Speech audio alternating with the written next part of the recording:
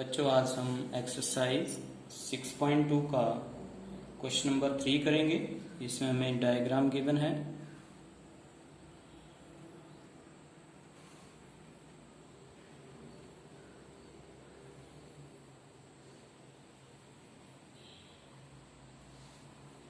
So this point is A and this is G, point is F and point B, C, D and E.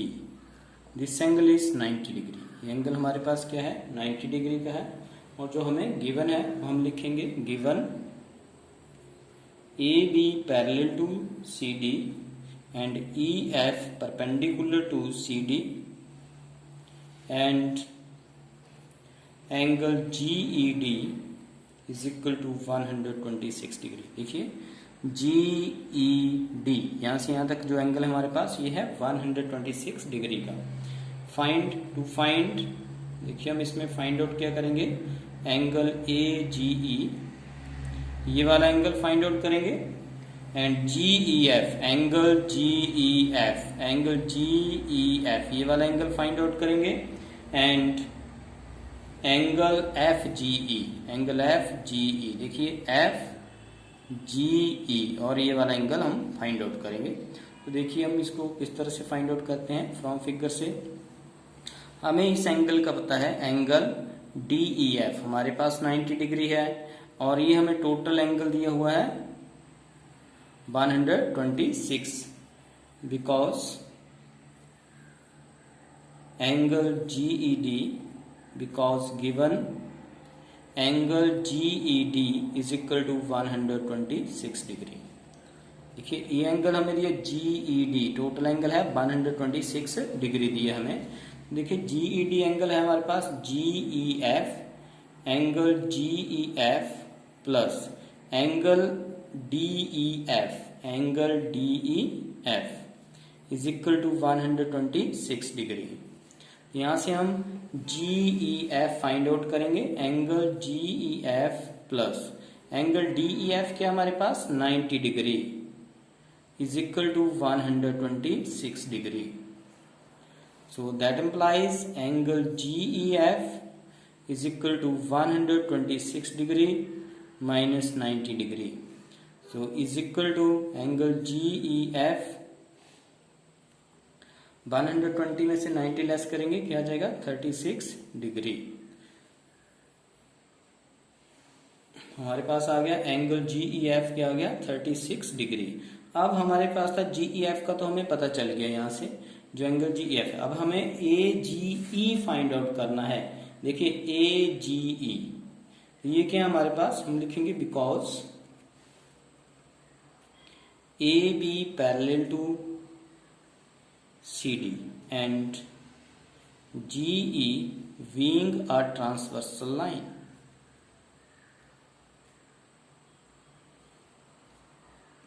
Line, so therefore angle A G E is equal to angle G E D, because alternate interior angle. देखिए हमारे पास ये क्या है, this angle जो है, this angle equal to this angle, ये क्या हमारे पास alternate interior angles. So that implies angle AGE is equal to 126 degree because हमें एंगल GED गिवन है 126 डिग्री। अब हमें फाइंड आउट करना है एंगल FGE।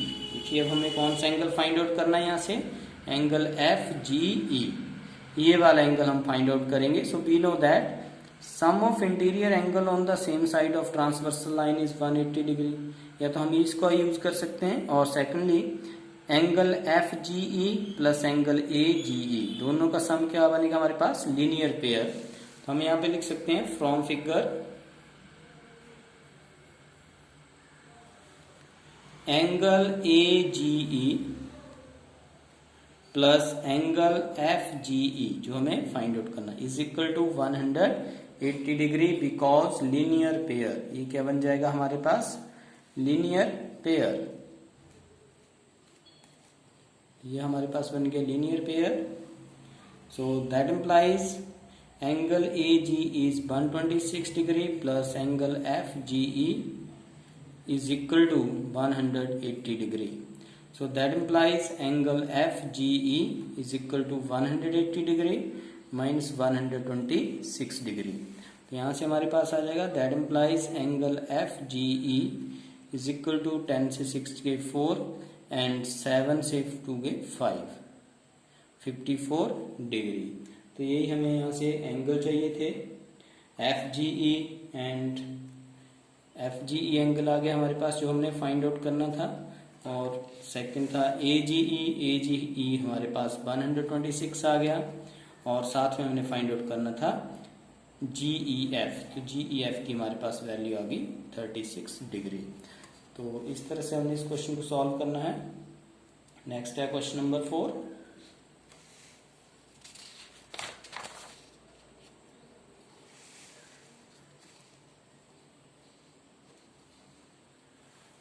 क्वेश्चन नंबर 4 में देखो,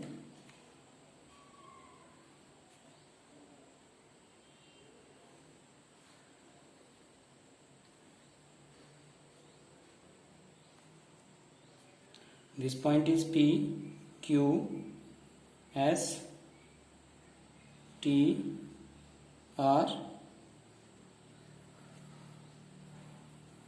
N। ये जो हम पॉइंट्स गिवन है, दिस एंगल हमने फाइंड आउट करना है यहाँ से। ये एंगल हमें 110 डिग्री गिवन है, this angle is 130 degree. Now जो हमें इसमें गिवन है, गिवन देखिए PQ parallel to ST, PQ की वैल्यू हमें पैरेलल दी हुई है ST के, and angle PQR is equal to 110 degree. साथ में and angle RST is equal to 130 degree. We have to find QRS। हमने ये वाला एंगल फाइंड आउट, QRS ये वाला एंगल हम यहाँ से फाइंड आउट करेंगे। तो सबसे पहले तो हमें देखिए ये एंगल निकालना पड़ेगा। इसके लिए हम क्या करेंगे, ड्रॉ करेंगे line RN parallel to ST। So solution में आगे हम लिखेंगे draw line RN parallel to ST। ये कर ली मैंने, RN जो है ST के पैरेलल ड्रॉ। अब हम देखेंगे अगर ये PQ हमारे पास ST के पैरेलल, तो ST इसके पैरेलल हो जाएगी। तो क्या होगा, PQ पैरेलल टू दिस। अभी देखेंगे हम इसमें ये एंगल हम फाइंड आउट कर सकते हैं, because angle on the same side of transversal line is 180 degree. So we know that, and SR is being a transversal line. Now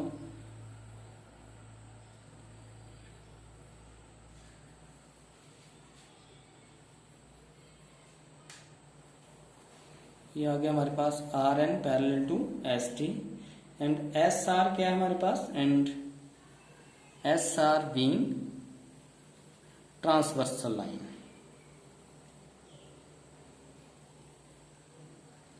So therefore we know that sum of angle on the same side of transversal line is 180 degree. So therefore देखिए यहाँ पर हमारे पास angle RST plus angle SRN is equal to 180 degree. तो ये आ जाएगा हमारे पास।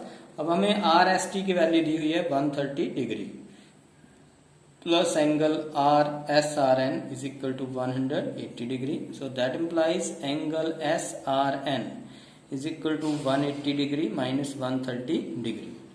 तो हमारे पास जो है एंगल SRN की वैल्यू क्या आ जाएगी, 50 डिग्री। अब हमें फाइंड आउट करनी है ये वाली वैल्यू। तो हम कैसे करेंगे इसको, देखो अगर PQ पैरेलल टू RS आ जाएगी तो अल्टरनेट इंटीरियर एंगल इक्वल हो जाएंगे हमारे पास। So now PQ parallel to ST and ST parallel to RN. So therefore PQ parallel to RN. तो PQ क्या हो जाएगी हमारे पास, parallel to RN, and QR being a transversal line. Transversal line, और ये क्या हो जाएगी हमारे पास, transversal line. So therefore angle QRN is equal to angle PQR because alternate interior angles. ये क्या हमारे पास, alternate interior angles. So therefore that implies QRN, देखेंगे QRN जो हमारे पास है यहाँ पर एंगल, ये है QRN. तो ये कैसा है, QRS plus SRN, two angles का सम है ये. So angle QRS plus angle SRN is equal to 110 degree.